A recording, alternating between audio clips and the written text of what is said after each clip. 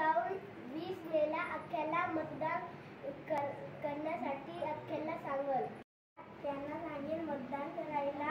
अख्यांनी घरातली कामं टाकून मतदान करायला या.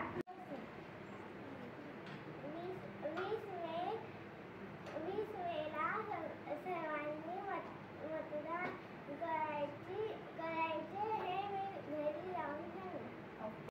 माझे नाव पार्थ प्रमोद ठाकरे. 20 मेला सर्वांनी मतदान करण्यासाठी जावे.